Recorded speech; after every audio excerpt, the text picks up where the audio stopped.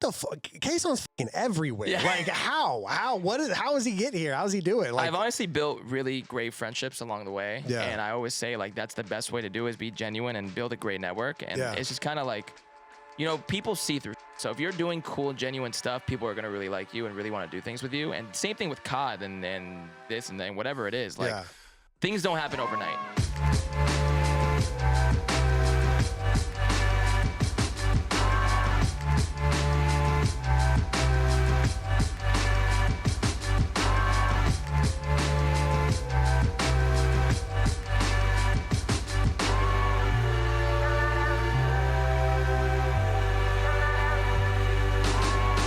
welcome back to another episode of Around the Bar. Today we've got the man in the building, Kaysan. If you've never heard of Kaysan, he is a streamer and a content creator and a music producer for FaZe Clan. He's also one of the owners of Atlanta FaZe, the Call of Duty esports team, as well as he has his hand in a lot of baskets when it comes to FaZe esports.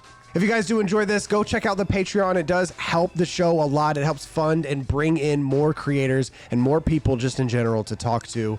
And we also have some pretty cool stuff over there. There's extended editions of the podcast. We have an advice show with myself and Matt Craig and a poker tournament. I mean, we got a bunch of cool stuff going on in the Patreon, so definitely go check it out. But anyway, I hope you guys enjoy this episode of Around the Bar with Kaysan.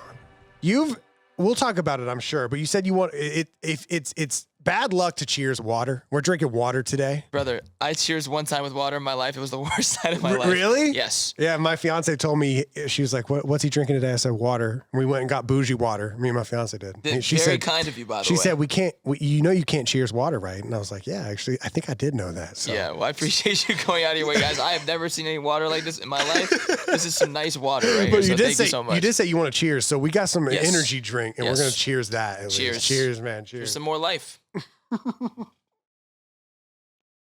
So you did say you can't cheers water, but we need to cheers something. And you were like, I'll take a little sip of alcohol. And I was like, no, not if you're sober. Yeah. And you said you haven't drinking how long? I was going to take one for the team. I haven't drinking 6 years. Dude, I can't believe you even offered that. No, hell no, I would never do that. No, I appreciate that. Why sobriety?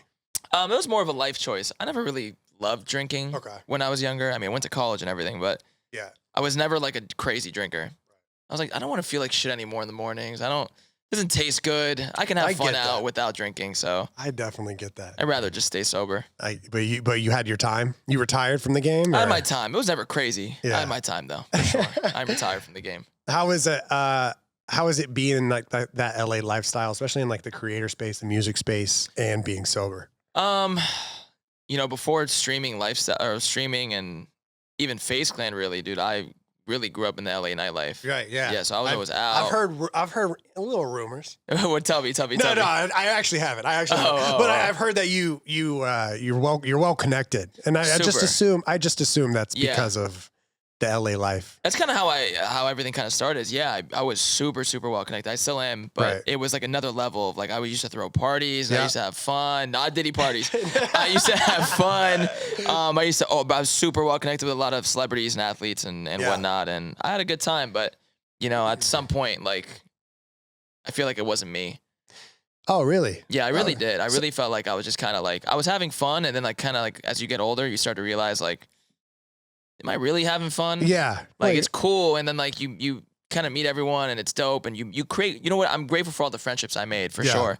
But, I feel like I was always a gamer at heart. Yeah. Which is awesome. Yeah. We're glad to have you. Yeah, I appreciate you having me for sure. I'm sure you've been told that many times, but yeah. So what's childhood like for you? Let's go all the way back. Like where did it all come from? Where did Kaysan come from? I grew up in Burbank, Los Angeles, California. Actually, where one of the majors was last year. Other side of the mountain. And I was in the valley, and I was just a super quiet kid growing up.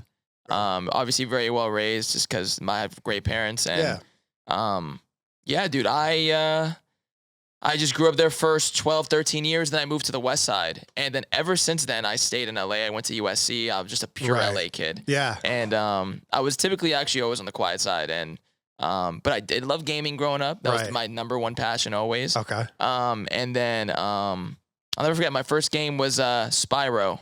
Spyro? Yeah. PS1? PS1. Yeah. Good Hell game. Yeah. Good Real good game. And then, I was always playing, but my dad always hated it when I played video games. Okay. It was always my family was always education first. Education, yeah. Like super old school, old fashioned family. Right. If I wasn't getting good grades, I couldn't do anything. Right. So everything was just always like, and I wasn't a good student growing up for sure. So is this business education, medical education? business. That's Super dope. business oriented. I'm Middle Eastern, so my dad is all about business, like study. Yeah. And things have changed obviously, but Right. But I'm sure you learned something. You kind of brought business to the esports a little bit. I'd say so. I think going to college wasn't about and when I went to USC, it wasn't about academically. I think I matured a lot, and like it was natural things I learned in life throughout going to school and responsibilities. Then I learned more than actually the system of education. Right. Okay. So yeah. So you don't think did you graduate in business? I actually graduated in journalism and communication. Communicate. I always make fun of Blake. Oh, I'm like, hey, by the way, great, easy major to get. At least I'm gonna be honest. I'm not gonna lie. I was coasting. It was.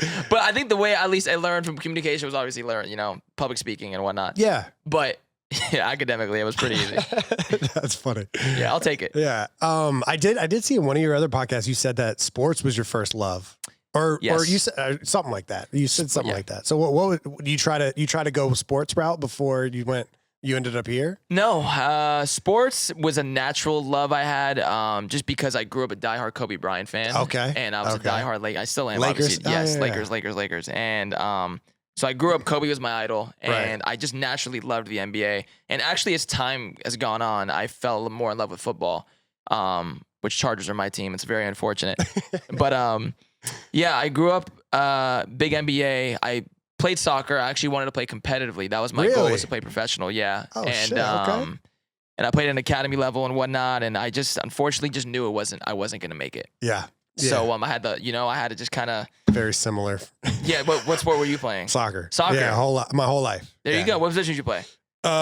Striker until I got to high school, and then I was attacking center mid. Okay, nice. Yeah. I love that. See, I was center mid. I love that. Yeah. There you go. I've talked to Tommy about this multiple times. I want to do an Optic versus FaZe soccer match, like a full. You guys would probably smoke us because outside of me and Tommy, I don't think anyone in FaZe plays. The other Tommy. Oh, Temper too. Temper plays. You know what? We might have 3. The rest, not I feel good. like there's somebody else. Y'all would probably. Was it Tico? Y'all would probably. He's not in FaZe, but he's always forever FaZe. Yeah, exactly. Yeah. Exactly. So that's a lot. That's a good 4. That's a lot. What's your guys' roster? Me, Hector. Okay. Shotzi. Okay. Blake George. Okay. And then we put Pamage's big ass in goal. And then and then we'll go from there. We should make it happen. Yeah, that would be fun. It would be a nice switch up. It would be a lot. It would be like the Simon charity match, but way worse. Yeah. But way worse. Yes, that would be lit. That would be lit. That shit would be but so yeah, fun. sports. But overall, I did love sports. Always did. I never pursued a career in sports. Okay. It was just like everyone else. Like I even look at gaming in the sense, like competitive esports. It's like really a sport. Yeah. No, it definitely is. So yeah. The way it's all run, even like the business side of it is like kind of treated like a sports. Whether that's a good or a bad thing, it's still kind of treated that way. It is, especially now. I feel like. Yeah. I miss the glory days though. I'm kind of upset about it still. Yeah. The days where everyone, pre-CDL, pre-franchising and stuff. Yeah, I miss the glory days. When did you start watching competitive esports? The first event I ever went to was Cold War Champs. Okay. And obviously that was a good one to go to. But I will say, like, that was when I walked and I looked around. I was like, there's no fucking way there's this many people watching Call of Duty. Because I grew up playing COD, like I always did. But I never, was, that good. Like, I never even knew this world even existed. I had my GBs back in the day and, whatnot with my homies. But I was like, dude, wait, this is fucking insane. And obviously when I was in FaZe, I was there more so as friends with all the guys and brought in and then music and whatnot. Right. And then, but I just was so blind to this side of everything. And I was like, I saw it and I was like, this shit is fucking sick. Okay. So you were on the content music side of FaZe before you got involved in Atlanta FaZe. Yeah, completely before. So you go to Cold War Champs, you see everybody. Are you like, I gotta get my hand in this? So no, actually, I kind of eased into it. Okay. And even back at the time, me and Tom weren't really we were just kind of acquaintances. Right. Yeah. But I would say when I really dove in, because after that was Vanguard, and I didn't really watch Vanguard that much. Yeah. Also a rough year for FaZe. I heard it was nothing but second places. I heard it was just a brutal year for us. Right. But I wasn't really watching then. I just kind of knew what was going on now. But MW2 was really when I, like the remastered MW2 was really when I started really locking in and being like, wow, this is fucking sick. Yeah.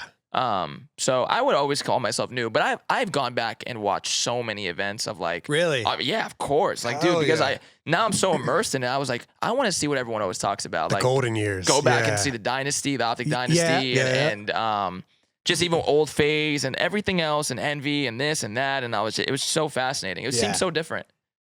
Yeah. No, it was different. It was more of a grind, which I think people kind of enjoyed. Like you would start playing on Thursdays and you would play 20 matches. Yeah. Like, and nowadays it's 3 matches, or for our guys, 2 matches, you know. Yeah. This past weekend. Well, it happens. It is what it is. They'll be good. They'll be bounced back. But yeah, it used to be a grind, and then there were like, 2 tournaments a month, like sometimes, especially in like AW. There were, Matt, do you remember how many events there were in AW? No, there were a lot though. Yeah, there were like 20 events in AW. So there was always games happening. Oh yeah, would like FaZe and Optic play each other like all the time, or was it like one of those things where like? Well, FaZe, Optic, Envy, were probably like the big 3 back then. And then there would be like random, like random companies would come in, or random orgs would come in and randomly get like a really good team, and so they would go crazy. But I would say like TK, Optic, Envy, FaZe were like the big, they were always around every year. And it was just, in your eyes, a better era? Like, in terms absolutely. Yeah.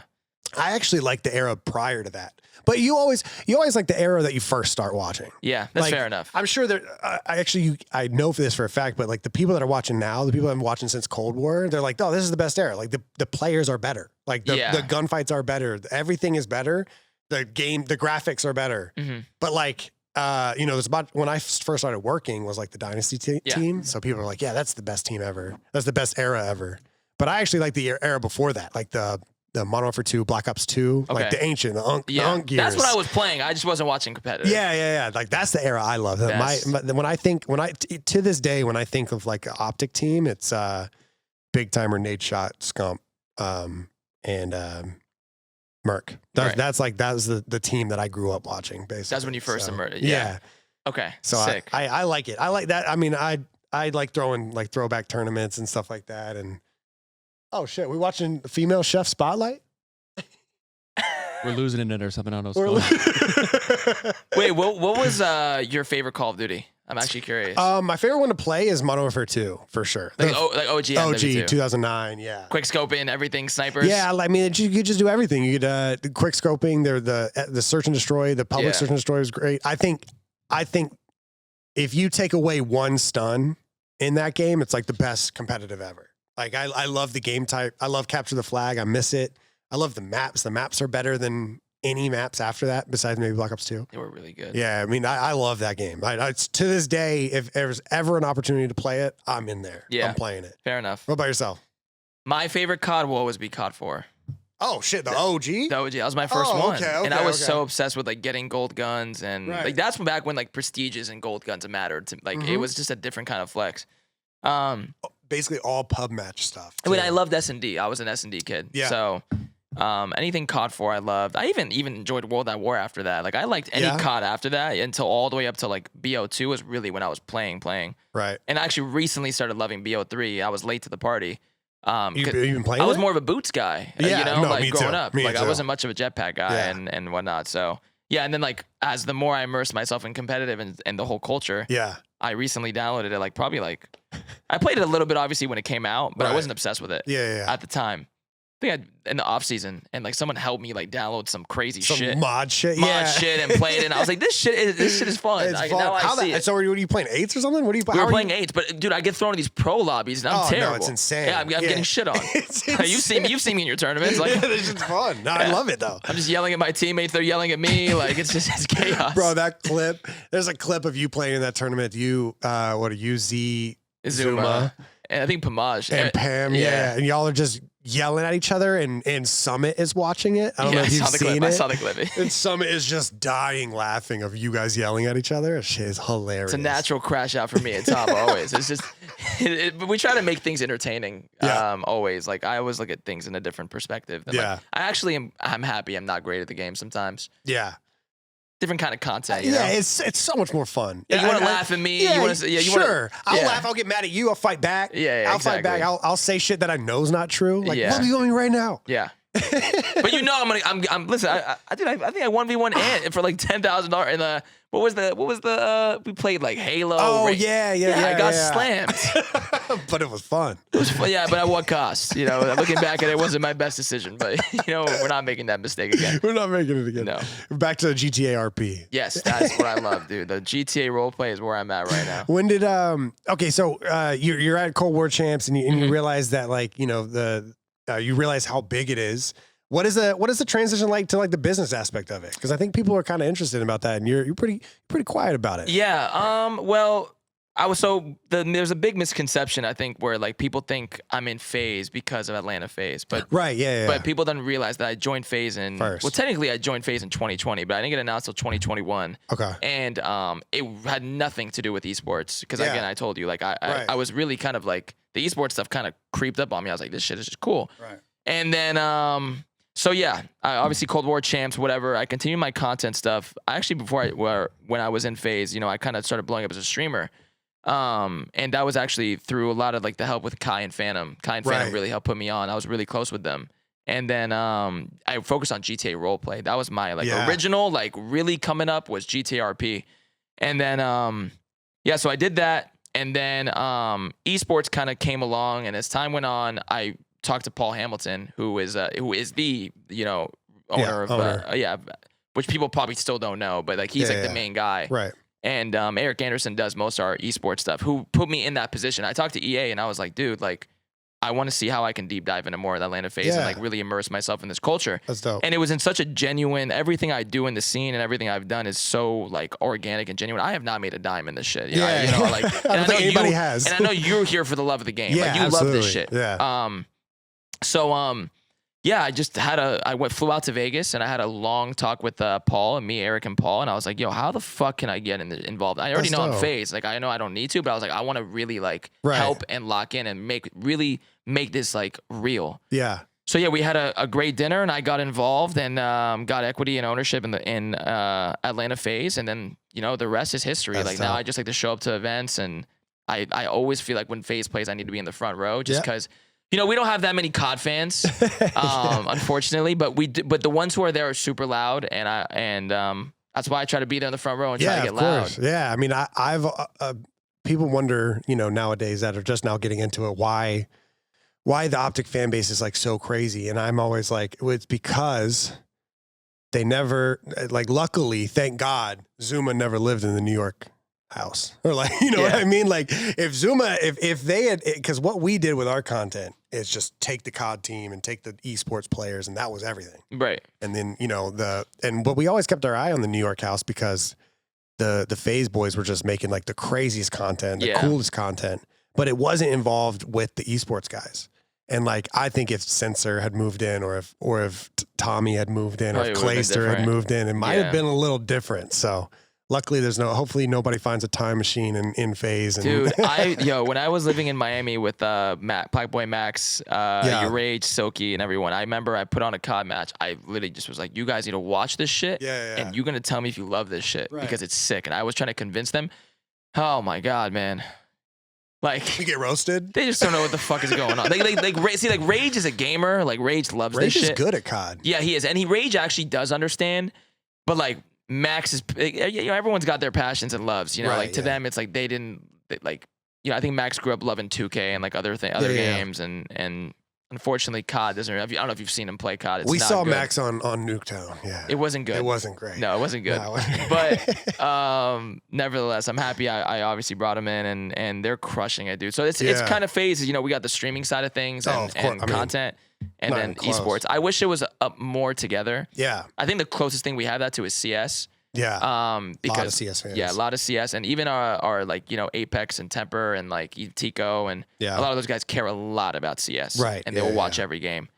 But that's interesting. That's really cool, man. I enjoy when creators are involved, and it's cool to see you on the front row. I remember the first time the first time I saw you on the front row was Miami. Was that last year? That was a Major 2. Yeah, Major 2 last year. And I was like, fucking Kaysan in the front row. Just like, I was like, oh, he's really about this life. Dude, I grabbed all the FaZe fans from like the other sections. I said, you guys need to come to the front because Optic was so loud. I'm like, yo, you guys need to come the fuck to the front row. We're getting loud for this shit. And it was lit, dude. The crowds were going at it. That's probably the most fans we had at any event in forever. Yeah, I mean, it takes. Yeah, but like, it's kind of on you guys, not you, but it's kind of on them. Because like, all you got to do is be like, hey, we've got a FaZe meetup at this event. Yeah, come through. Yeah, wear FaZe merch. We'll get you tickets or something. I know. I mean, it would be crazy. It would. Maybe in the future, that's something we want to work on and try. And hopefully, I'm doing my best to help, but. We'll see what happens. You feel like you're battling? You feel like, because I saw, what is it? Banks tweeted out the group chat, and you were like, man, I'm sad. And he was like, this motherfucker's a nerd. It was champs. It was champs, and we lost to Toronto. And by the way, I was checked, obviously. I'm not even playing. I'm just a fan watching, right? Yeah, trust me, man. Bro, we lost, and I just hit the group chat. I'm like, damn, we just lost to champs. And Ricky just fucking roasted me and posted the screenshot on Twitter.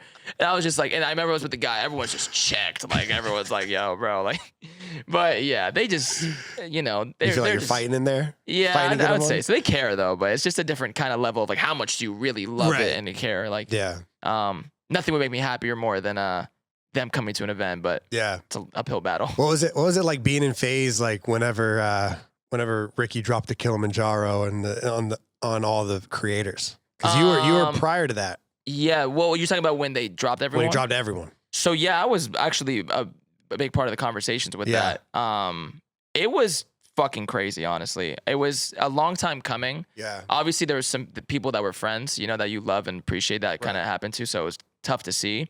But felt like the turning point for sure. It was necessary. I think FaZe was I think I joined at a really bad time as well.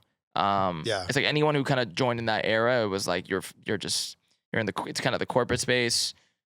Yeah. The founders didn't really weren't like they didn't really care as much. Right. So it was necessary, but it was wild, bro. It was fucking wild. I mean, I think at the time everybody got announced, and then they started and then the few people that were added.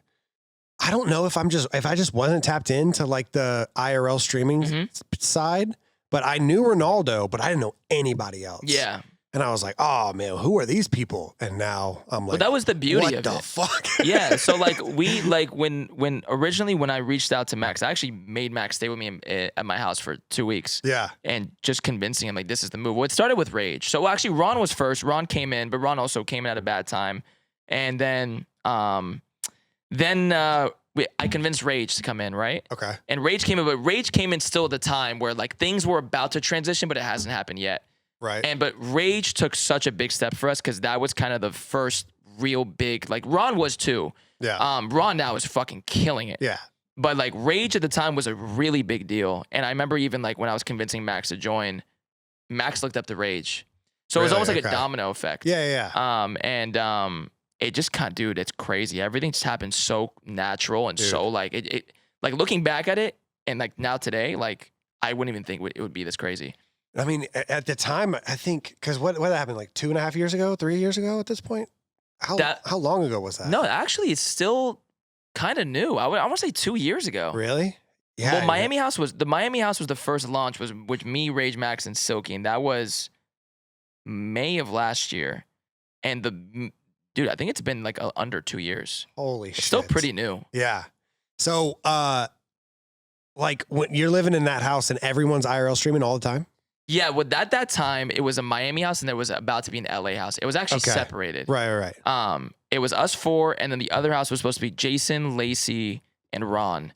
And it's a loud house. Yeah, crazy house. And I think we all just kind of had a conversation, and what the fuck are we doing? Everyone should be together. Right. Get out to LA. Yeah. What are we doing? Yeah. And so everyone moved out to LA. I went back to my house. To be honest, content house life is not for me. I'm 30 years old, dude. I'm with you. Brother, I was dying. I did it. Yeah, I'm sure. So fuck, man. I'm just like, you know what, man? You guys have fun. You guys go crazy. I'm gonna, do my thing and GTA, and I'll pop in here and there, and now esports. So yeah, but you know what? I'm happy for them. They all love each other. They're killing it, That's and fire. the sky's the limit for them. Yeah, it's cool. What so did you you said you convinced Max to keep grinding, and now look what he's. I mean, what the shit. Well, he was already grinding. It was just showing him the big picture. Like, brother, so you he can was be doing music over back here. then. Max blew up off of streaming reactions. So he underground, like underground artist. Okay. So he was always doing that. And he was like, by the way, he wasn't like this. He was always like this, which was cool. Really? Like he was going up, but like slowly. And he did everything the right way. He's super consistent. That kid is a grind. He's doing 365 days this year streaming. Oh my God. And they're not just like, let me turn on my camera and like just do it. Like the kid is every day making insane content, which by the way, like even like you look at all the other big streamers, like content has changed so much, dude. The bar is unattainable. Dude. Like it used to be like I remember back like when we first started, like luckily, thank God, I was working with Optic, and then I started streaming. So like luckily there's just a boost already. Yeah. And then people were saying, people ask all the time, like, how do you get into streaming? I have no idea how to answer it now. Well, you're an OG though. You've been in the game forever. Yeah, exactly. And so like I was talking to Miles yesterday, and I was like, what do you say when people say, how do you be a caster? And he's like, well, one of us has to die. Like, like in order, like a spot has to open up, and there's not a lot of spots left. And I feel like that's how streaming is now, man. Like you really have to do something that no one else has done. And now, I mean, bro, you've got A-list celebrities almost begging to be on streams. Right. It's fucking insane. I mean, it depends on the lane you want to take. I always say you pick a lane, you dominate that lane, whatever it is you want to do, whether you're a gamer. I wouldn't just go and play ranked for 10 hours a day. You're not going to grow. Right. You might slightly grow here and there. Everyone says consistency, but why am I going to watch you over someone else? Yeah. Like, and tough. Sometimes the best gamers are never the ones to watch. I mean, go look at Kai. Kai sucks at video games. Everyone wants to watch him. Speed. All these guys, right? So Max, horrible. Yeah. But it's like what makes you unique and entertaining and the thing you want to do. And just like you've been doing tournaments and crazy stuff forever. And you, by the way, this podcast is incredible. I say, by the way, I hope you know, before I go to bed, I actually throw these podcasts on all the time. I appreciate that. Swear to God. Thank you. Yeah, so I always say just pick a lane, you dominate it. Yeah. And you stay consistent at it. And you obviously, like you said, you like find something someone hasn't done. Obviously, everyone's damn near done everything. But I promise you, there's always stuff open to do. It's just a matter of how bad you want to do it. Yeah, I mean, no, I agree with you. What would you say is your lane right now? Dude, I'm all over the place. You said pick a lane, and you don't even. I'm all over the place. I am the definition of like side quests and like love. Dude. I really find something I enjoy, but if I'm doing that one thing, I'm going all out, dude. Right. It seems like you help a lot. I try to. From the outside looking in.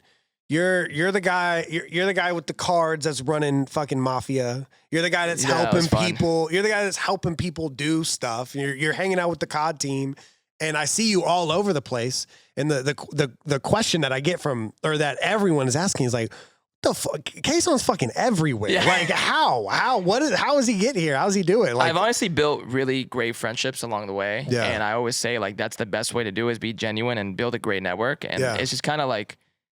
People see through shit. So if you're doing cool and genuine stuff, people are going to really like you and really want to do things with you. And same thing with COD and this and then whatever it is. Like things don't happen overnight.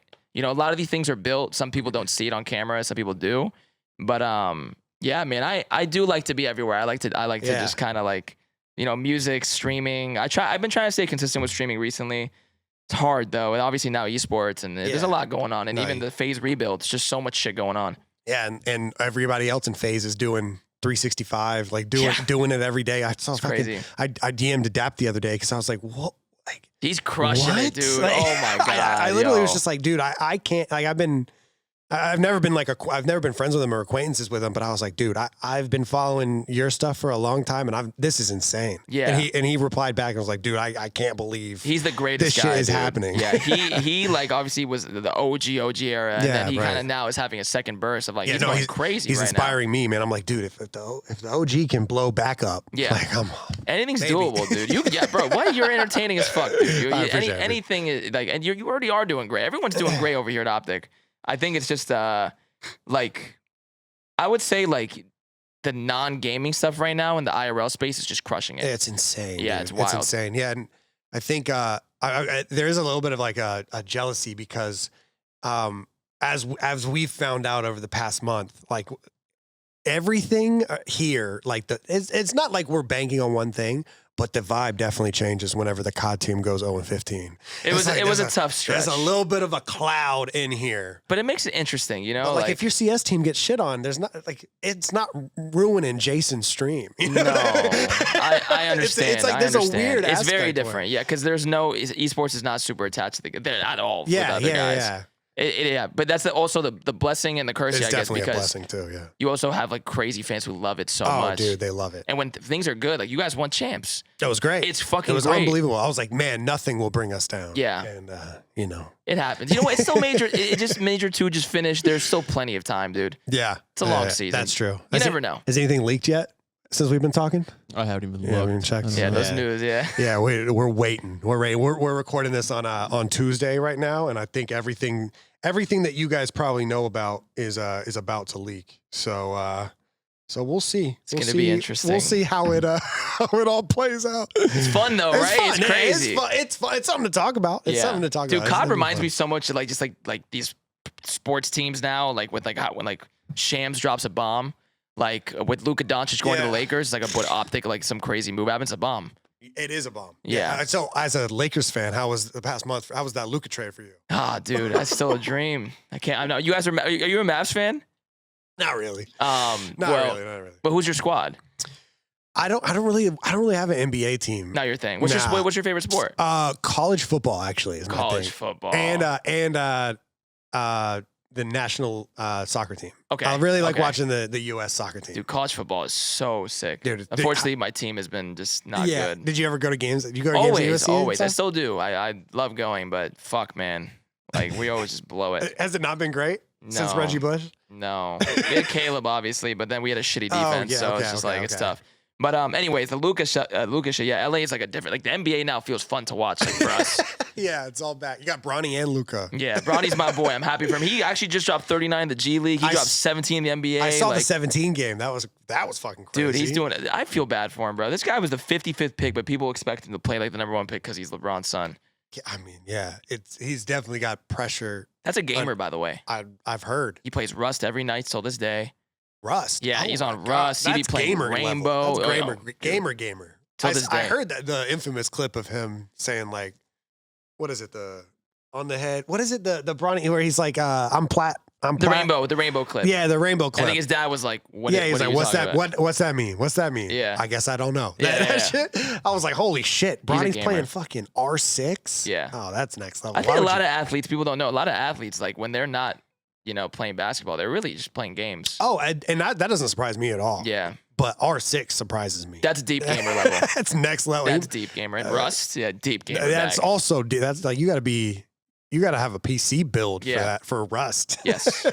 Shit's crazy. Yes, for sure. Hey guys, I hope you were enjoying this episode. I just want to take this quick, brief moment to remind you guys about the Patreon page. All the support from the Patreon goes back into the show to cover travel for more guests and to just all around make the show a better product. Some things that we provide on the show is extended cuts, ad-free of the podcast. So if you want to watch the full podcast without me yapping in the middle, you can do that on the Patreon. Plus, there will be more conversations with the guests as well. Also, we have a show that we're going to produce weekly. It's myself and Matt Craig sitting down doing a little bit of advice, maybe with some guests as well. That's always going to be fun. There's also Discord access, as well as some like poker tournaments, some other really cool stuff that we have going on in the Patreon. But yeah, enough of me talking. Down in the description is the link to the Patreon, and I hope you get a chance to check it out. All right, back to the podcast.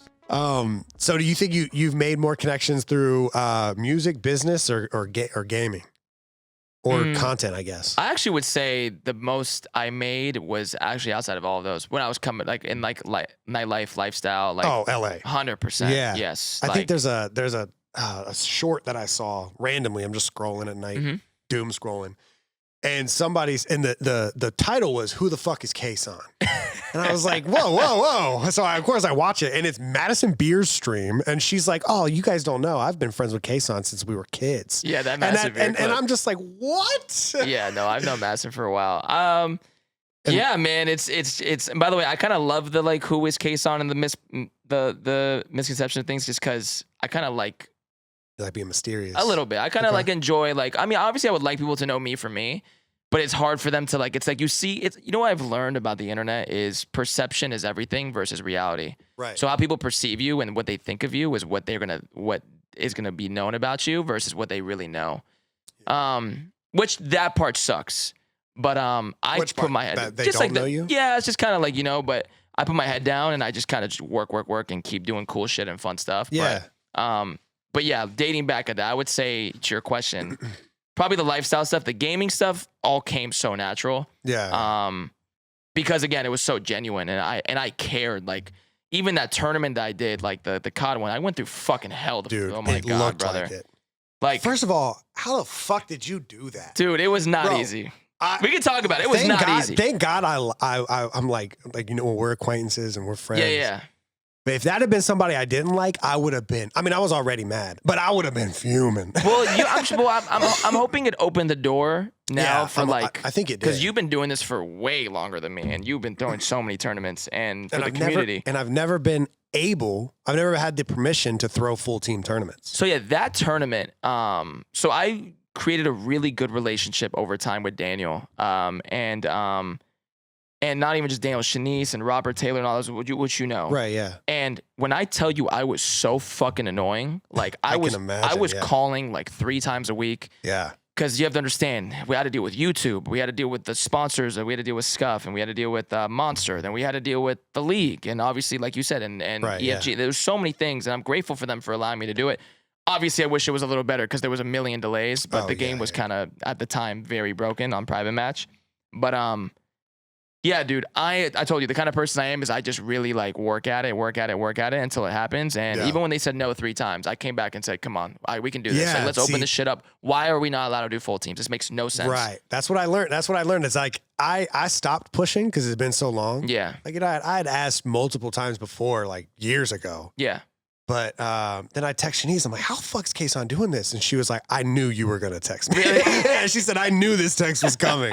And she said he didn't, like he just kept going. Yeah. Like you got permissions from all the owners and you got permissions from. Yeah, I hit up a lot of people. Yeah. And I think what was on my side for sure was, and the reason why COD loves working with me is like I throw these tournaments, the creator tournaments every year, and the viewerships are fucking insane. It's unbelievable. I mean, we pull like obviously like all the biggest creators in the space that I possibly can. And they're super successful. I think when that at least opened the door a little bit for like, okay, Kaysan's giving us this and they're doing so great. Let's do this. And I'm hoping now moving forward that I don't even need to throw those tournaments. It's like it should be happening. Yeah. I mean, it's just a no-brainer. It's a no-brainer. Why are we watching like either throw a full creator tournament, which I love doing. Yeah. Or just let the boys play. Like people want to watch the new teams play. I agree. And there was just that was such a ridiculous rule in the first place. I agree. But it was a rule that was made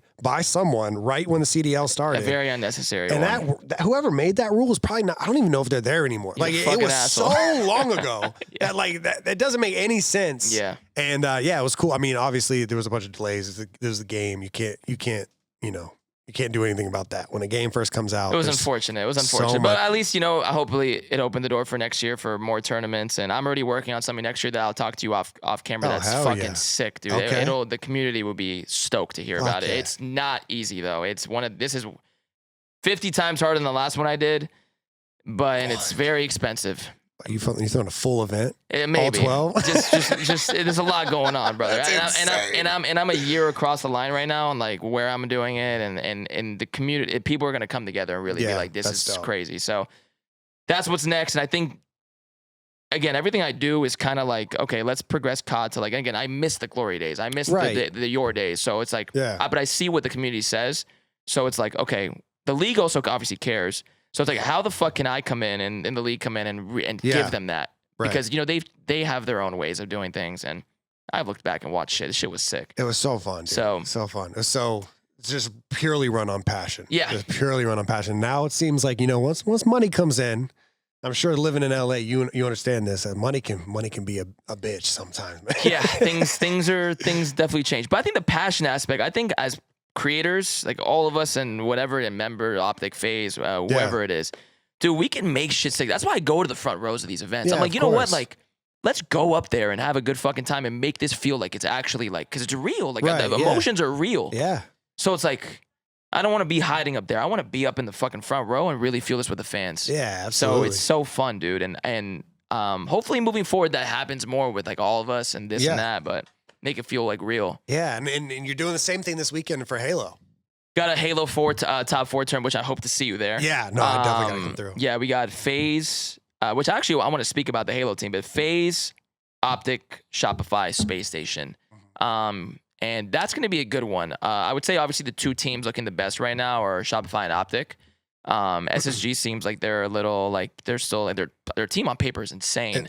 It's insane. But I think they have different play styles. I mean, I don't know shit, but like from outside looking in, it just seems like they're trying to figure out how to mesh. But it's going to be a good year, man. But FaZe Halo took a while to announce. Yeah. So we were actually originally going to do a partnership with Native Gaming for the Halo team. Okay. And then things just didn't end up working out. They ended up doing a merger with Envy. Yeah. And it just didn't really make sense for FaZe. And so that's why it took so long to put it together. But like the guy, Dean, his name's Dean at Native, the nicest guy I've ever met in my life. Like, like we were excited to do it with him. Yeah. And at that point, it just didn't really make sense. Yeah. So that's why it took so long to announce the FaZe team. But we have a pretty good roster. I think we could steal some events, but we'll see. We'll see what happens. Yeah. And then, so what brings you? You finished I guess your first couple events are the big creator events. You know, you do stuff with AMP and the FaZe boys, and then are you like, wow, I kind of want to lock in and do some real competitive stuff. Yeah, that goes well, and now you're like, well, let's do it in a different esport. So the backstory with Halo is Halo 3 was the first FPS game I ever played. Okay. Well, actually, technically no. 007 Nightfire. Nightfire. No, that was the first PS2. That game was insane. We're fucking old, bro. Yeah, we are.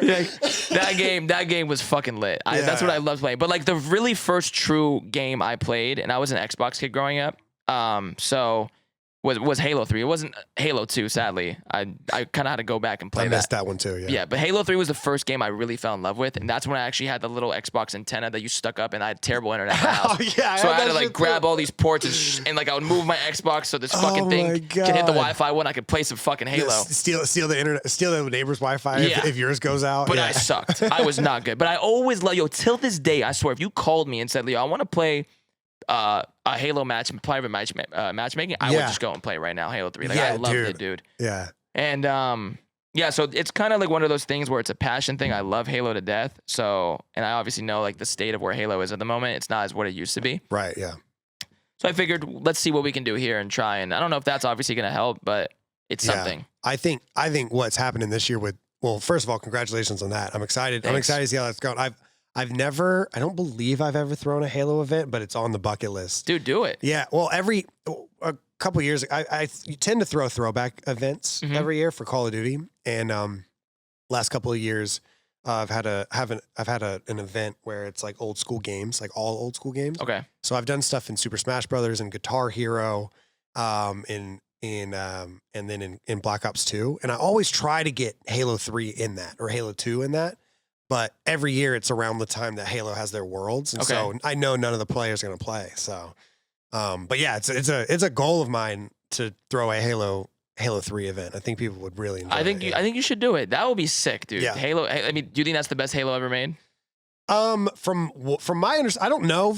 People say 2 sometimes. People say 2 or 3. The new kids say 5, Yeah. but they don't matter. So I think that's more competitive, right? Right, The competitive guys. It's like I think people say the best COD of all time, but like the competitive guys will say Black Ops 3, right? yeah, Black Ops 3. Some people say Cold War is really like underrated. That and was a good stuff. game. Yeah, but mostly it's Black Ops 3. I think the Yeah. most underrated COD I ever played that everyone hated on was Ghost. I loved Ghost. I like Ghost too. I did too. But when it came out, I was talking mad Everyone shit did. I about think that's it. what always Yeah. happens. The game ends and then a new game drops out, and then it's nostalgia is just always like. Well, it's a combination of nostalgia and also COD got insane there for a little bit. So Yeah, it's like yeah, Black yeah, Ops you're 2 right. is Black Ops 2 is like the best COD ever released. Okay. And then Ghost comes out and the maps are fucking Tough. huge Yeah. and then you die in a millisecond and you're like, what the hell? Yeah, it was different. And then AW comes out and you're like, well, I'd rather play Ghost. You know We were what I mean? spoiled. We were really spoiled.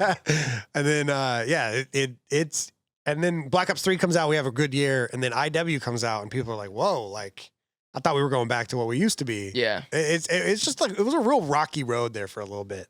But I think the CODs that are being released now are good. I think we've gone 2 for 2 the last 2 years. It's been good. I agree. We we need new maps. But yeah, the maps are a little rough, but I think all the issues with Call of Duty are outside of the actual game itself. yeah, I the think game it's- is really good. I think it's mostly like hackers and Oh man. hackers and shadow bans and Yeah. a bunch of weird stuff like that.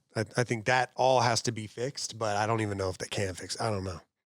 Yeah, it's been a long time. I'm hoping they figure it out sooner than later, man. Truly. Yeah. I don't know, man. I don't know. So, what do you like about GTA RP? How did it all start? Dude, well, everyone loves GTA. And I remember like I was watching who was I watching back in the day? Well, actually, funny enough, me and Phantom became really close through GTA. Okay. So it was Aiden. So Aiden Ross actually used to live with me Okay. for a few months. And he had SSB World, and I was just watching him play. I'm like, I gotta play this shit. Like, you're a character, like a gang member in Yeah. the server, and just going around doing whatever you want. So I ended up playing it, and I naturally just was like, this is the most addicting thing I've ever played in my Right. life. Like, you can play whatever character you want. And then me and my boy Phantom became really close, and he has his server District 10, and I became a cop. Okay. And I was the most corrupt cop ever. And I actually ended up blowing up off of it on stream. And like my character name was Austin Mack. And dude, after that, like I just started playing every fucking day, dude. Like always, like just you're literally just. I mean, have you ever played roleplay before? I've never even played GTA. We might have to get you involved in that shit. Dude, we get that all the time. It's so fucking fun, dude. Yeah. And yeah, so like now recently I got back into it again. I took like a year off of it and I got back into it. And again, I went back to the cop role play. And Right. it's just fun, man. Super interactive game. Yeah. You make it feel like it's your real life. Like you have to become that character. Like Yeah. you're not Kaysan anymore. Like I I'm know. Frank fucking Harris. Like that is my character. That's Like I'm so sick. Detective Frank Harris. Gang. I was the Jump Out Boys. Like Right. it's just crazy, man. So, but I love it. RP is super fun. The community can obviously be toxic, but that's everywhere. Yeah, no, So, every community can be toxic. I enjoy it. So Super fun. that's how you met Phantom was through RP? Yes, funny enough, that's how me and Phantom became close, and that was years ago, man. That was Yeah. even Phantom was always a big YouTuber. That was before Phantom really even super took off on stream. I'm sure. So yeah, that's actually how I became really close to the AMP through gaming, man, through some fucking GTA shit, GTA and that was years and years ago. That's insane. Just GTA on one side, fucking meeting AMP, IRL stream, helping out with IRL stream on the FaZe side, fucking music, and then esports. A lot of man, stuff, you got a yeah, lot. You got a dude. big plate. You got a lot of shit on your plate. Yeah, I'm trying to finish up this music project I'm working on, and if you don't know, I do music. I'm not a rapper. I produce. Have you ever tried? No. I'm good. No one's listening to that shit. Yeah, the music side's super fun. It's stressful. Music is the most stressful thing out of everything I Really? do. 100%. You gotta deal with rappers. You gotta deal with egos. You gotta deal with Right. Yeah. labels. You gotta deal with. It's just so much shit, man. It's not easy. So what do you do in music? So I produce. So as of recently, I've been doing more executive producing. Okay. Especially my project, but yeah, it could be a variety of beat making with other producers, putting the songs together. There's just so many things as a producer you can do. Yeah. And obviously I DJ. That was one of my biggest passions, actually. DJing? I love DJing. And specifically hip hop. Yeah. And yeah, so right now I'm working on this project. I never put out a project before. I obviously did some songs in the past. Right.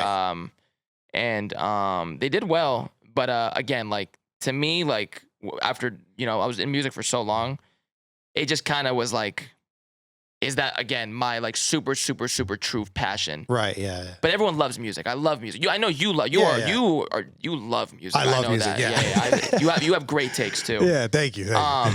So you just pissed a lot of people off, but I appreciate it. Why, they don't think your takes are good? Some people don't. No, you but have good also takes. I have I'm always around Nick, and Nick is like a diehard like Drake stan. So Yeah. like I just get looped into that, and people just assume that I only listen to Drake all the time, which is nothing wrong with that. Bro, Drake is one of the goats, man. No matter how you carve it. Listen, I always say I wish people can listen to the music and take away like the people they like people kind of pick a side. Oh, you can appreciate both. Bro, the side picking is insane. It's insane. It's insane. But that's just also everyone does that in everything. That is They always true. pick a side. But yeah, I appreciate both, but music is wild, brother. It's a crazy space, man. So you have to like I've always been so interested in like the studio life of music, because I've never been in a studio. It's very interesting. A lot of people are very private about their studio stuff. So whenever you get like a little documentary or something, I'm always on it. I like to know what it's like. Yeah. So did you grow up in a suit? Like was music always been a part of your life? No, music. So Wonder Girl was the one who really trained, like kind of was like my teacher. Okay. In the production space, and that was like 6-7 years ago. And I always loved music, and I always wanted to get into it. You started 7 years ago? Yeah, 7 years ago. And you got your first song was fucking Future and Well, so that dropped 3 years later. Right. So again, that's where I say network is everything. So Yeah. I knew so many people around me, and I was lucky enough to be able to be around everyone. Yeah. So I already had all the connections to do things, and I already had a lot of songs in the vault made. And Cole Bennett was a really close friend, still is a close friend of mine. Yeah. And Cole introduced me to Dirk, and we chopped it up, and we became super cool. And then everything I like to do is non-transactional. Okay. If something is super transactional, I don't want to do it. Yeah, of course. So did that shit. Fucking crazy, honestly. What way to come out. It made sense with the FaZe announcement at the time. Yeah. Just because everyone wanted a bang. My manager always told me, like, don't come out with that first. It kind of makes you look a little fucking crazy. Made me look a little fucking crazy. And, I probably should have listened, but I will not change a thing. Yeah. So, yeah, right now, everything I do is always super organic, and everyone I fuck with and work with. And shout out to Cole, bro. Cole was a big reason why I actually, like, had the network to even be able to do all these things. And he is so interesting. Dude, he is I'd the love to fucking talk to man, him bro. one day. He's the fucking man. But yeah, and then DJing wise, I had fucking Marshmello was my mentor. Okay. So I'm saying the network, dude, is what the unbelievable. fuck? It's a crazy life. It's a crazy life. I wish I recorded a lot of it. But me and Mello are now really, really close friends till this day. And he was my mentor at the time. He was fucking going crazy. Right, he still yeah. is, but it was a different level. And yeah, man, fucking I had all the right people around me. And that's the thing is, like, I'm fortunate and grateful to have had all these Right. people around me. Like, who the fuck can just naturally get mentored Right. by these people? But I always say to anyone watching, like, try and build a network and be authentic and real about it and be genuine about it, because anything can happen, man. I've seen crazy shit happen. I've seen people make it out of fucking nothing. Yeah. Like, again, like people like Kai and Phantom come from absolutely zero. Yeah. Hearing their story and talking to them. So anything's possible, man. Yeah. That's fucking awesome, man. I love hearing about music shit. So wait, so you're getting mentored by these people, and are they like, don't even worry about making beats, don't worry about rapping, just produce, just you make it all happen. So the first couple songs I dropped, I was hands on with Okay. with some of the beats and stuff with Wanda. Some unfortunately did not come out. And then as recently, because I have so much other shit going on, it makes more sense to executive produce everything. Right. So that's kind of the bag I'm in right now, working with other producers. But man, it's just so hard because, we're doing so much in esports now. There's so much going on. And then obviously with FaZe and streaming, I'm streaming every day.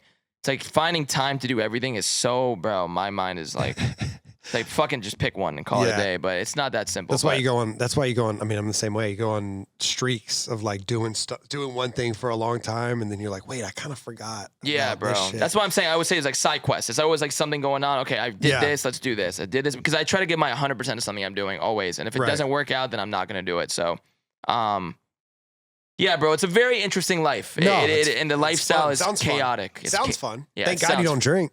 No, sober. I stopped smoking weed fucking also 6-7 years ago. Oh, so you're like damn near straight edge. Yeah, no, nothing, zero. Really? I only drink water too. Yeah, which I know. I should probably drink some of this. I was also pouring a shot of the energy drink, and I was like, you know, I'm not going to break you. I would never break your sobriety. And Appreciate you getting me this. Oh yeah, for sure. And I was like, but like, is caffeine cool? And you're like, I also haven't drank caffeine. Yeah, I try to stay away, bro. I try to stay away. I try, and you know, I'm so skinny, and my posture is fucking terrible, and I have so much to work on, man. I'm 30 years old. I got some fixing to do. So you're 30, and when I turned 30, people were always asking me like, is marriage and kids like are you thinking that way? No, You're not looking for love, dude. I'm so locked in right now. Nothing can stop me at the moment. Like I have so much I want to do, and you know, like. I feel like once you get to each their own. There's some people who date someone that's super supportive and whatever, but I love to be alone. Okay. And I just know I'll freak the fuck out if I date someone right now and talk about marriage, like, because you know when you date someone, you got to give them your all, man. That's true. I mean, and also once you turn 30, you're not dating just to date around. No, you're looking for somebody. Yeah, you are looking for somebody. So you can't unless you meet somebody on RP. Then like what happened? No. Absolutely. Fuck no, bro. Those are virtual characters. Yo, you know what's crazy? There are people, though, who be fucking meeting up in the RP. No. They'll, like, date them in RP, and then, like, they'll meet up and, like, like, that. Oh, no. I can't do it, man. I can't do it. That's a little too, hey, I don't, what do they say? Don't shit where you, what's it saying? Don't shit where you eat. Don't shit where you fucking eat. Yeah. You know, I'm good, man. I'm fucking good on that. So, bro, that shit is hilarious. Yeah. So when you say your project is coming out, like what does that mean? Like, what does it look like? What is it? Yeah, like what is your role in it?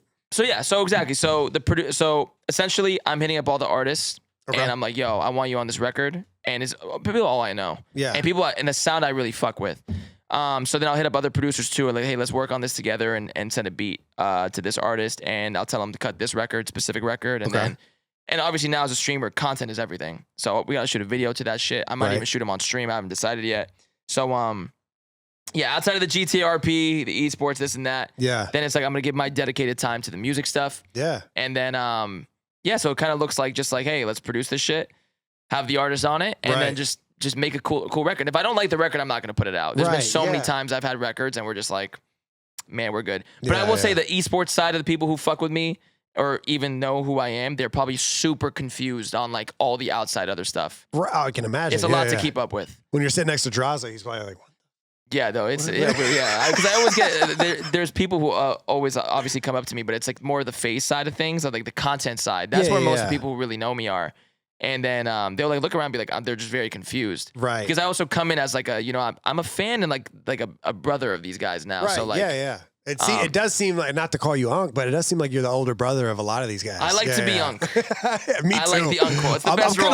I'm kind of like settling into it. I'm liking it a little bit. And the older I get, bro, I'm telling you right now, like I know my pure passion and love is esports. Okay. So I think the older I get, like I might slowly transition out of other things. Like music, I'm probably gonna drop this and call it a day. Okay. And other like even, I mean GTA 6 is looming. Yeah, don't drop that yet. So I think after I have my fun at GTA 6, I'm still always gonna focus on esports just because I love it. Okay.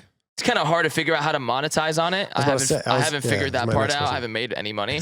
But I do love it and it makes me happy. Have you lost money? Yeah, I have. Me too. Hey. You know me and Formal? What's up, bro? We have the same birthday, same year, same city. What? Yeah. Oh, shit. We're both 30, December 1994. And look at you guys, both fucking crushing it. Yeah, man. We're both godlike gamers. He's great at, yeah. He's being nice. I'm fucking terrible. He knows that. He knows I'm awful. Oh man, that is fun. Okay, so you think this is gonna be your debut project and this is gonna be your last one too? Probably. Hell yeah. It's just like again, like I think again, like I this was just I'm finishing what I started. Right. Yeah. But dude, I love esports, man. I'm trying to figure it out. So do you like DJing more than producing, than making music? Yes. DJing's my love. I've had 2 streaks in my life where I'm like, I want to do it. Like I want to figure it out. Yeah, I've got it bored. Do you know how to work it and everything? I know how to run the program, but like I don't know the intricacies or like the scratching or anything like that. Did you get Serato or Record Box? Do you know? Serato. Okay. This is what we're gonna do one day. I mean, by the way, I'm here all week. If you want to do it, I'm down to even do a stream. Down, yeah. But like, you got to get the record. The Record Box shit is where most of the big DJs use. I would say Serato is more club DJs. Okay. It's a little different because Record Box is, in my eyes, more true mixing. So you gotta get a USB. You gotta get some CDJs. And what's that? So you got the mixer in the middle. Okay. And then you got the turntables, essentially the CDJs. Okay. You get the mixer. You get a USB. We download a program. You got to buy all your. By the way, you can't use Apple Music or Spotify. I mean, you can also do YouTube to MP3. That works too. Okay. You download the songs, and then, bro, I will show you everything and turn you into a monster DJ. Yeah, I'm fucking down. We should do that this week. I'm here until Sunday. I will absolutely annoy the hell out of my fiance. Yeah, I'll just in the. She wakes up because I was doing it for a little bit, but the only reason I got Serato is because you can get fucking Tidal, and so I got Tidal, and so I was using Serato. But there's like this there's this kid on Instagram. His name's Nick Chio. Okay, and he I think, can you look him up? It's Nick Cheo, and he just like he mixes like. I mean, he just does 2 songs. He'll just basically like mix 2 songs together, and it's always like a rap song, and then like some like random shit. This guy, bro, let me see this. He's lit. Yeah, dude. I mean, I don't know if you can look up his like top reel. Let me see this shit. Yeah, let's fucking look up something that's got that like bang. Maybe that 404. Oh wait, 2 million. No. 2 million right there. Let's see what this is. It's at the bottom right.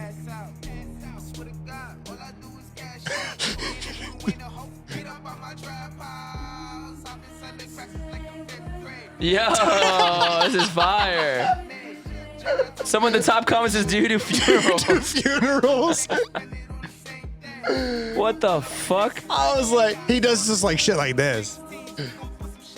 You can cut it before we get copyrighted. That's tough. So I was like, whenever I first started, whenever I first was interested in it, I was like, I want to, mix metal and hip hop. Yeah, and like just see what fire. works. That's fire. I mean, I'm down to do it. I'm down to do a stream. So yeah, that should be. So when was the last time you did it? I DJ all the time. I have a show in Vegas in like 3 weeks. Oh, okay. So I still always have my shows and stuff. Oh, fuck yeah. So I have a show soon. Still do it. I would say it slowed down a little bit, just because, again, like I said, like there's so much going on. Yeah. I try to stay because I love DJing. I really do. Yeah, I mean it's fun. It seems like fun. Hands on. It seems like you know a lot. You just get to get on and play. Yeah, I always relate it to fucking gaming. Well, it's all about crowd control. It's all about like really playing towards like the people. Yeah, I think I can relate that to so many things. Yeah. I don't know. It's just kind of like one of those things, man. You make people happy. Yeah. Have you ever done it with actual records, or just decks? That's not. Unfortunately, it's not my bag. I don't think I can do that. That shit looks insane, dude. I can't do that. I think I watched, people like boom scratch. I can't do that shit. Oh, you don't scratch or anything like that? I can't do that shit. No. I think I saw a clip of DJ Khaled doing it like 20 years ago, and I was like, oh shit, he was going crazy. Like, yeah, he's like really going crazy on a stage with like real records. Yeah, and like they'll mix it and then they'll play the records and take the record out, put a new one. No, those guys are built different, brother. I'm new gen. That's next level. I'm new gen for that stuff. I was just fucking with the stems. Like, oh, okay, just take. But there is an art to the CDJs once you learn it. Like, it really is simple once you think about it. But the hard part is playing good music. And once you learn the mixing stuff, like it becomes natural and secondhand to you. Yeah. There's definitely different. I had another guy on who used to be a wedding DJ, and I was like, oh, so you like strictly wedding DJs? Strictly wedding. That's all he did. And I was like, oh, did you like that? That's got to be hard. And he was like, I was like, so did you like mix and stuff? And he was like, oh no, I press play. So he downloaded that shit before. And then I would be like, hey, get all the ladies to this. He was like, I like talking more than I like the. That's a crime in DJing. That's pre-recording your set. That's a fucking crime right there. It's a flag on the plate. You never do that. Never do that. But like some big some big DJs do it. I think so. What a lot of big DJs do is they'll have a festival, like they'll festivals, because you know they're not open formatting that. They know what they're playing. Of course. So what they'll do is most of them will know their set and they'll have cue points of times to mix. They'll actually do it live. I don't want to say all of them, right? But like I want to say 90%. Okay. They'll do it live, and I'm talking the biggest DJs in the world, right? Because the biggest DJs in the world for house music. I mean, house music's not too hard to mix. Right. It's all the same, 120 to 130 BPM, and like it's just right. And then you ready, press play, and so they just kind of have like a format for their set. I mean, bro, it's boring. I'm not gonna lie. You press play, you're yawning on stage, you're not doing much. it's fucking. You're not having fun, man. Yeah. So these guys enjoy it. I think I saw a Boiler Room set. I think it was a set, and like Skrillex just happened to be there. It's a legend right there. And somebody was DJing, and Skrillex is just drinking, and behind him presses a. I think he pressed one button. Somebody can find the clip. I don't know where it would be, but he pressed one button and then another button, and that's all he did is press two buttons, and it made the drop so much better. Wow! And people were like, "This motherfucker is a legend." Skrillex is another level of like that man is that's. It's the OG of yeah. Everyone looks up to that guy. Yeah. So do you have who are your inspirations like in hip hop and then also like DJ? DJing, the people I actually obviously we're both older. So when I was actually first coming up in music and listening to music, you know the era of like T-Pain and Nelly and all these guys and Lil Wayne and whatnot. And then I kind of went to the house music era. Okay. So it's funny now that I'm friends with a lot of them. So I used to go to like Alesso and obviously Mello and like fucking Skrillex is a good one. Flume, like I'm talking like all over the place with that kind of music and Flostradamus. Like I used to love going to mosh pits and festivals and having a good time. And obviously over time, like were those your sober days or no? I wouldn't say so. No, I wouldn't say so. I was having a good time, man. Bro, you know what's so funny is at the time I was also a gym guy, so I was like, I used to be actually kind of yoked. Oh, really? I'm skinny as fuck again now, but I'm a fucking toothpick. But yeah, so it's just a different lifestyle, man. And those were the guys I really liked in music, and then I kind of went. So I was like hip hop to house, back to hip hop. Okay. And I'd say now, like, I kind of love the new wave of, like, a lot of people have their opinions, but I do love the wave of Cardi, Ken. I've opened up for Ken before. It's just, like, I don't know. I understand it. I get it. I think if you get it, you get it. If you don't, you don't. Obviously, there was an era, though, like, I would say, like, the 2000 to 2010, even 2010 to 2020, like, Kanye, Drake, fucking the legends, man. Yeah. Obviously, Travis, like, it was a different time, like, Days Before Rodeo, like, you know what it was, man. It was insane. It was insane. Like, I grew up in North Carolina, so J. Cole was always our guy. Like, oh my God, Lost Ones, one of my favorite songs ever. Yeah. I mean, we're just, I mean, Cole is a legend, bro. I mean, in high Joey school, Badass. Joey Badass as well. In high school, we're just like, you know, my best friend was just like, you know, there's a new guy. He's from Fayetteville, and he's next. And that was like during the Dat Piff era, and like we're all downloading all the mixtapes and stuff. And I mean, now of course the Big 3 era starts. Yeah, I love music, man. Do you ever get into anything else like rock or hip hop or rock or like metal or? Do you consider Linkin Park rock? Yeah. So like, I mean, I would say like early on, I used to love Linkin Park. Yeah. And Coldplay, obviously, fucking that's not rock, but like Coldplay, just legendary and definitely not rock. Definitely not rock. I like Coldplay too. Yeah, I was all over the place. I would say music wise, you have to be all over the place. Yeah. Yeah. But yeah. I think it's really cool. What Black Boy Max is doing, because you get like an inside look of what it's like to actually like work. I don't know, what is he on FL Studio?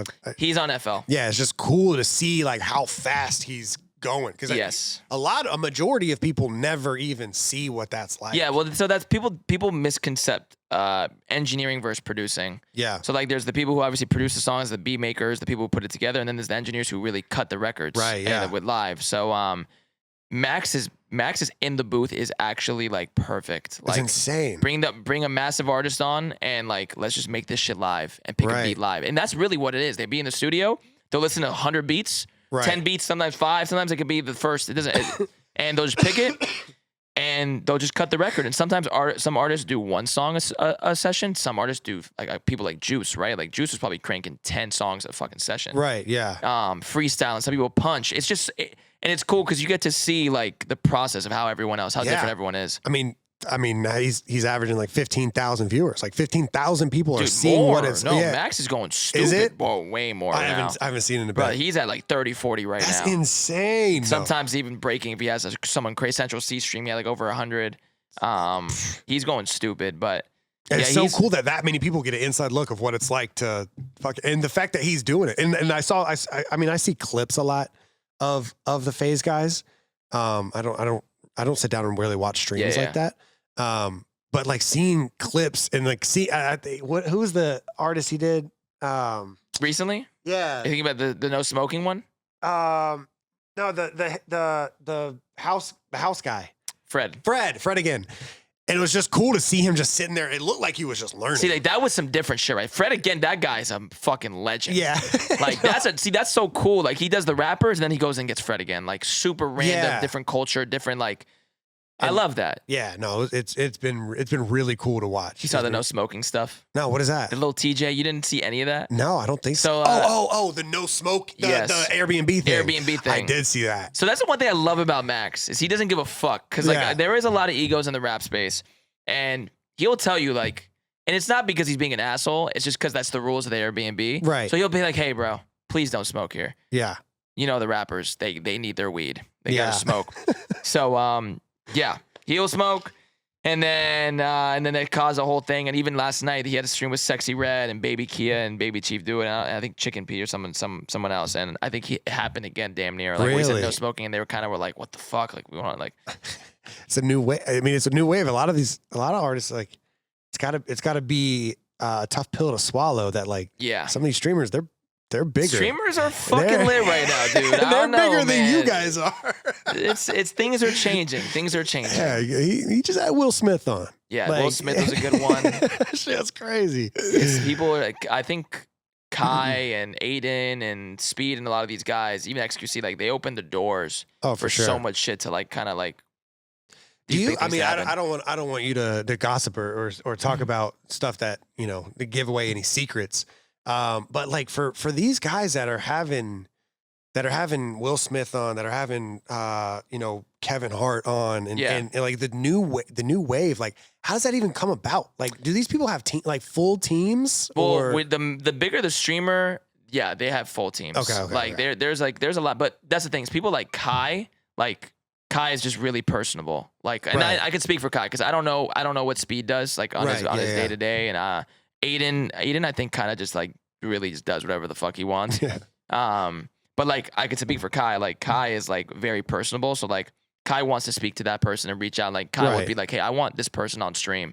And if it doesn't happen, it doesn't happen. If it does happen, it does happen. And that's the thing I went back before. Like when things are too transactional, it never will. The stream will never be good. Right. It'll never happen. And if it does happen, it's like I'm here just to Yeah. It's when you get to that like. Yeah. A certain stream has come That's to the art mind. of streaming is you want everything to be genuine and you want everything to be authentic. Anything, I've always said, anything transactional just never does well. You can see through it, dude. Yeah. And that's one thing I learned too throughout time. Like you always want to do organic things. Yeah. No, absolutely.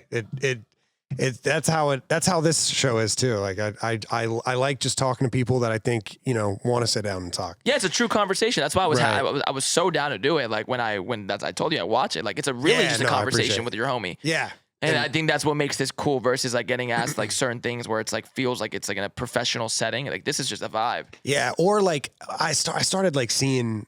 And I don't want to get too judgmental, but I started seeing like clips of certain podcasts. And I'm just like, I know you paid him to be on. I know this is like it's a paid thing. Pay to play. Yeah. Like I specifically, I saw a podcast with one of the actors from The Office. And I was like, it feels weird. It feels more like, I mean, I guess this is an interview show, but like, it felt like a press run interview type thing. I get it. It's pretty strange. You know, sometimes they'll do that. Even like artists, like, oh, we got an album dropping and whatever, so I'm gonna go on a huge run and go through everything. You know how it goes, man. Yeah, it's just the game, I guess. But everyone's teach their own, man. Everyone's got their own process. Yeah. So what was the Kaysan method? Is that what it's called? The Kaysan method. Oh, the method. What was that? So I googled you yesterday, and that came up a lot. Yes. Okay. So this first started with Madison Beer. Okay. Okay. So me and Madison have been close for a long time, but she went on a show. I essentially put her in kind of group chat, and they got on a call. Okay. And I posted a picture of Madison sitting on my lap. Okay. But me and Madison were always really close. Right. And she went on stream and just fucking cooked me. She was like, "That's the bestie and only the bestie." Like, well, that's my friend, and he's gonna stay as my friend. But she was really like direct about it. Right. So that opened up the door, and then me and Pokey had our own share of like. I always was very strongly opinionated about her in the past. Pokimane, yes. Okay. I was super strongly opinionated about her. Which, looking back at it again, I was a little younger. I think I said some things I probably shouldn't have said. Right. We live and we learn. And I met her at Kai's subathon. We were playing Mafia. I was like hosting Mafia, and she was there. I was like, you know what? This girl's kind of cool. You know what? Maybe I misjudged. That's why I will never judge a book again by its cover. By its cover? That sounded a little racial. Boy, that sounds fucking crazy. Not like that. We love Asians. Just in terms of like based on clips, I would say like you know the misperceived clips. So, anyways, she randomly DM'd me. And she said, "So we're cool now," with like a hat, with a handshake, right? Okay. And I was live actually on my COD 25-day journey, road to Erie, road to top 250. Yeah, brother, we hit Diamond 3. Okay, shit was hell. All right, and yeah. So for some reason in this brain right here, I was like, "This is a good time to shoot my shot on stream in front of people." Yeah, of course. That's the best time. But people didn't. I don't think people knew I was live. I mean, I had a lot of viewers, but like. She was just like, we have very different communities, so I don't think her community knew I was live. Right.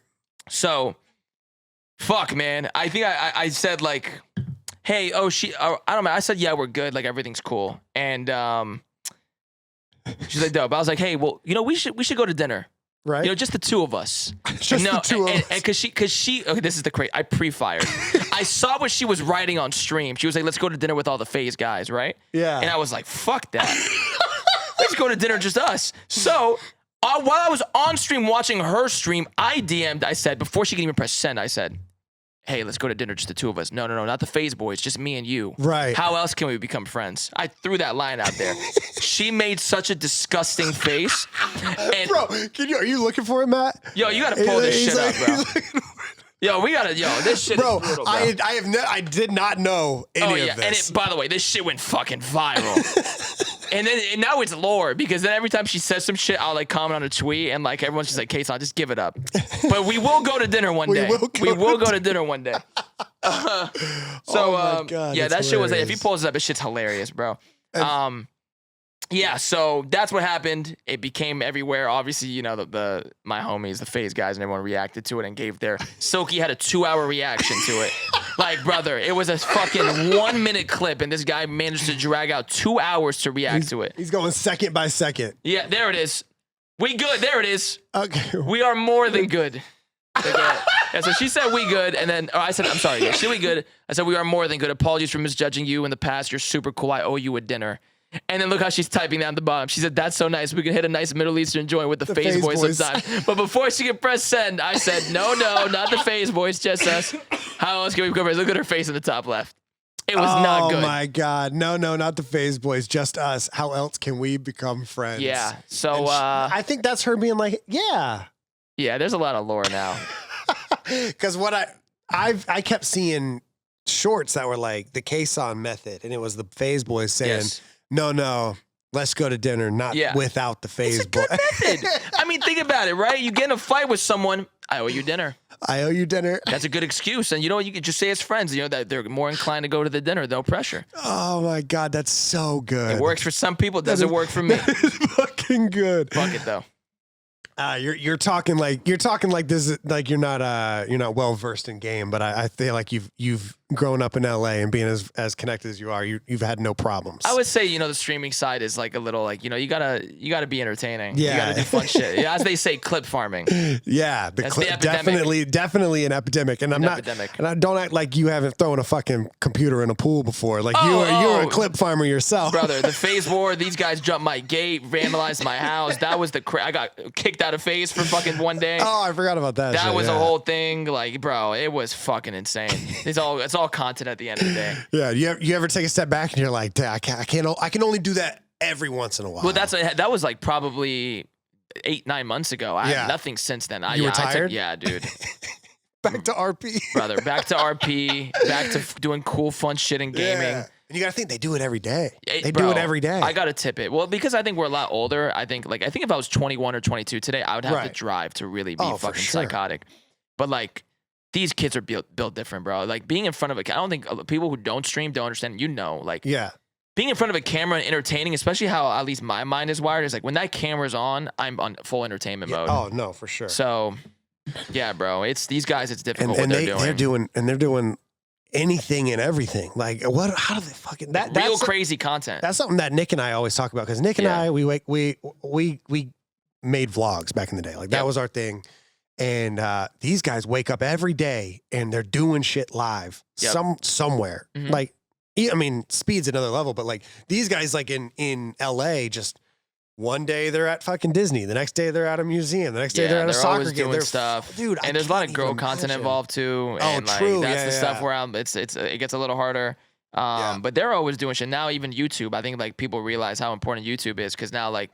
I always say like your YouTube base is different always than your other base. Like YouTube's a whole new audience. Oh, for sure. So I think they are starting to dominate that lane too and whatnot. So it's smart.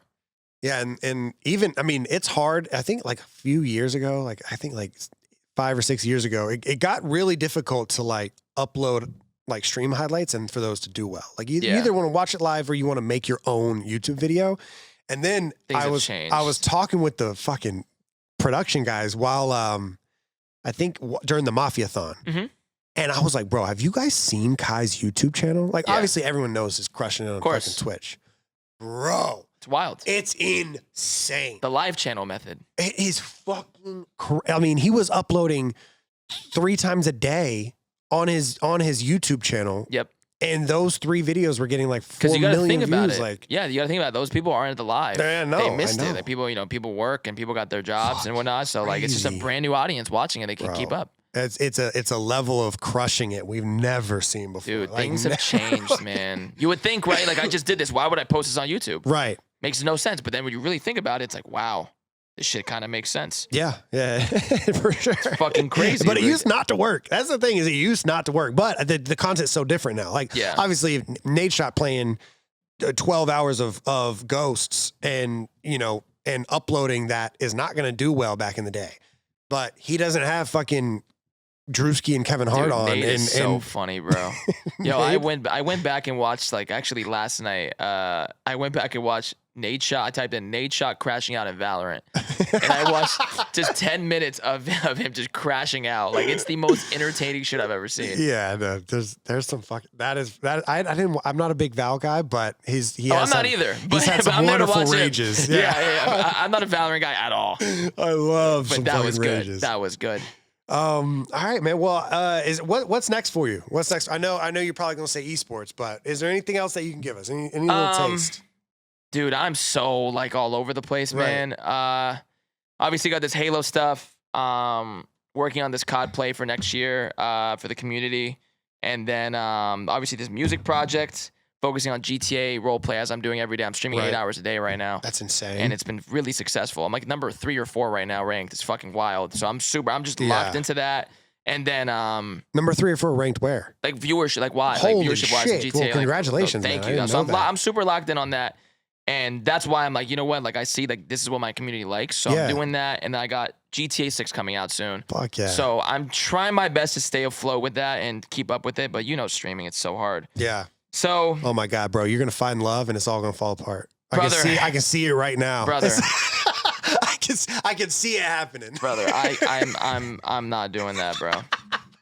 I don't know. And you know what? I'm not gonna fight it. If it happens, it happens. But like, I don't know, man. So I'm working on that, and then dude, we might wake up tomorrow and something new might come up, and I might just want to go and fuck around and do that. So it's always changing. But I really do want to help build FaZe esports as much as I can. It's my passion. It's my love. Gaming in general is my love. I wish gaming content. I'm still trying to find some more stuff to do gaming wise. Right. That's different. Still trying to work on that. You know, what could be cool, what could be dope. So we'll see, man. I'm always open for discussions, man. I got plenty of ideas. Yeah, maybe we'll collab more and do some cool shit together. Absolutely. Whether it's just events like you and I doing events or Optic and FaZe stuff, I think there's so much potential with Optic and FaZe stuff. Super down, man. Matt, you got any questions? I usually ask Matt. I don't, man. You know? I'll be honest. No. We've been yapping, man. I'm a yapper. I'm a yapper. Well, man. I do appreciate you coming on. Thanks for having a glass of water with me. Thank you for having me. I appreciate you. And yeah, talking about all of your crazy ass life, man. Yes, sir. You know, we a bunch of people here from whenever people talk about you behind your back, it's always positive. Which how you know you're a genuine guy. You're a genuine guy. People probably still want to understand some things, but that's okay. I'd rather it be that way. Yeah. Hey, stay mysterious, man. Stay mysterious. Stay Madison Beer's random bestie. All right, man. I appreciate you. Yes, Thank sir. you for coming on. This has bro. been another episode of Around the Bar, this time with Kaysan, and we will see you guys in the next one. Yes, sir. Take care. Peace.